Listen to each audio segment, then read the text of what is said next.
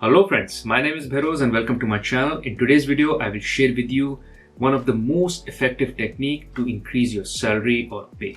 What I will talk about is what is that effective technique, why does it work, and how you can go about using it. Now make sure you stay tuned till the end of this video because towards the end of this video, I will also be sharing with you some ways with which you can balance your career between earning more and the non-monetary benefits. Now, before moving forward, I have to ask for you. One is please smash the like button. There is no charge for it. And second, press the subscribe button along with the bell icon. This goes a long way for me to one, stay motivated and continue to produce content like this, rather also to improve the quality of the content and the number or the amount of content that I produce for you. This will go a long way and will mean a lot. So please make sure you like and subscribe. Now let's get rolling back into the video. Now without any further suspense, let me call out that most effective technique that you can use of in order to disproportionately increase your salary and your pay versus an average career. That is through job switching. I know this idea may not be very comfortable with you. However, I will also be sharing some data to prove my point. So let me start with data. And what I will do is I will post the link for the two research that I'm referring in this video in the description of this video. So according to the first one, the average salary increase when changing jobs is 14.8%, while wage growth on average is around 5.8% for those who remain in their job. So this is data point one. And second data point I have is that people who left their workplace during pandemic were asked that what was their salary increases once they left and in the new place they went. 29% claimed that their pay has improved in the new position by 30%, and 20 had their pay raise increased by 10 to 20%. So when they changed jobs, their salary dramatically increased. And this is all pure data. As I said, I will leave the link to these research and articles in the description of this video. Now, what is holding us back? Why don't we easily just switch jobs? The challenge is historically we've been told that it doesn't look good on resume because if you change too many jobs, the recruiters get suspicious. It used to be the case, but with the new gig economy where people have side hustles, people change jobs because there are so many companies which come out every day, which pop out every day. There are so many startups. It is a good learning experience that people have. They work at one place, then they move on to work on another place and gain experience and move on to another place. And all of this experience is kind of admired at times when you are changing jobs just to gain right experience. So if you're changing jobs for the right reasons and you can present it and you can sell it, which is that you were changing jobs not to just get more money. That is the thing, but this is something you won't claim in front of the recruiter. But with the recruiter, if you can convince them that the reason you were changing jobs was actually to get better experience, develop yourself, train yourself, and get better skills, improve your skills, then my friend, it is a good story because you were solely changing jobs, at least in the eyes of the recruiter, in order to upskill yourself. And here I have another data point to add. According to Bureau of Labor Statistics, workers nowadays typically change occupations approximately 12 times in the span of their career.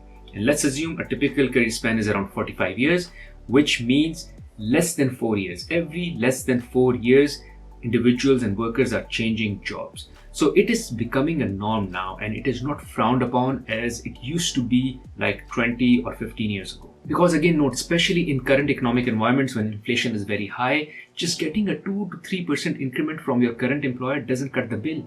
You need that extra income, not just in order to earn more and eventually be more rich and wealthier, but also to pay the bills to deal with the inflation that is at your doorstep. Now, there is one more benefit of going for external job offers, which is when you go for an external job offer and you get a good offer, you can come back to your current employer and manager and tell them the kind of offer you're getting from the market. And maybe there's a good chance they will kind of retain you and will give you a better offer in your current seat or in your current position. Now, that offer exactly doesn't have to match the offer you're getting from outside, but as long as it is close to the offer that you're getting, you should be comfortable because you will be avoiding a lot of change. So for a minimal delta, you don't want to move out. You really want to change jobs when there's a major delta. So for small delta, you can just take a higher jump within the organization or within the role that you are working and just get paid higher just because you were able to get an offer from outside. Now, one word of caution, this can also backfire at times because the employer may think that you are kind of a flight risk. So you really have to be sure that you have the offer in hand. If they don't give you or upgrade your offer, then you just take the external offer and move out. What you cannot do is have an offer from outside, tell it to your manager doesn't give much weight to that offer, and then you continue working for that manager. So you really have to be sure that you are ready to take the external offer if your manager doesn't take up your current salary or doesn't give you a counter offer. Now the question is when you should go about changing jobs.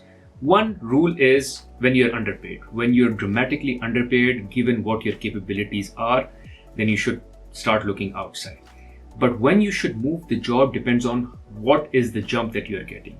If the jump is more than 15 to 20%, yes, go take it, because that is a significant jump.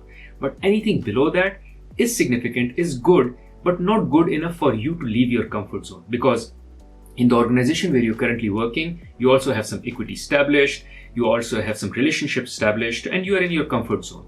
You don't want to rock the boat just for like 5 to 10% increase. You really want a good increase for you to say, okay, now I'm leaving. Because once you go to the new organization, there will be a new learning curve. There will be new building of relationships. There will be new setting up and building of equity. All of that is some hard work. That hard work should only be expensed if you are getting a significant raise. And significant raise, in my opinion, is actually 20%, or somewhere in the range of 15 to 20% is still good. But above 20% is hell yes. Now, apart from that, two other financial considerations that you should be making before leaving the job is, one, your vested investment. So any investment that the company has made on your behalf in your retirement, make sure that you get maximum benefit out of it. And second is getting the year's bonus. If you're not getting it because you're leaving early before the bonus is released or before your stocks or the employee investments get all vested, then maybe you ask your employer that you are leaving some money on the table if you leave now. So either they wait for you or they give you that money in some kind of cash or sign-on bonus incentive. Now, one piece I want to clarify. When I say switching jobs, I just don't mean switching companies. What you can even do is switch jobs within your current company, which is continue to get promoted. So if you continue to get promoted every 3 to 4 years, you're good in the same company because they will continue to give you that raise which you require, like 20 to 15% raise. It's just like switching jobs. However, if you're on the same job, on the same level, then you will only be getting that meager increment which you get every year, which is around 2 to 3%, which won't cut the bill. So that is the point where you say, okay, now it's been 3 to 4 years. When is my next promotion? And if the next promotion is not in the horizon, then you start looking out in order to increase your salary. Otherwise, you will be just continuing to get that small increment and not get that pay raise. As I said, if you can continue to get promotions within your current organization, there is nothing better than that, because you have equity established, you have relationships established, you understand the organization, and there's some comfort zone as well. Imagine with all of that, you continue to rise up and get 20% increment every 4 years. That's amazing.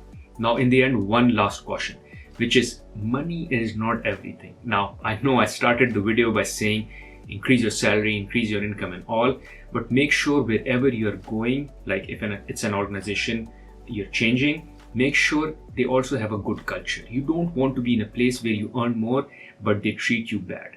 So as I said, money is not everything. Make sure you get other benefits as well. And one of the key benefits I look for is a good culture, a good caring organization, which is very important for me because the last thing I want is earn more, but be in more stress. Thank you for watching this video. Hopefully this video was helpful for you. In case you found this video valuable, I'm sure you'll find another video very valuable on my channel where I talk about 10 most common asked interview questions. You can check it out here. Other than that, there is another video where I talk about how you should go about introducing yourself in an interview. You can check it out here. Thank you.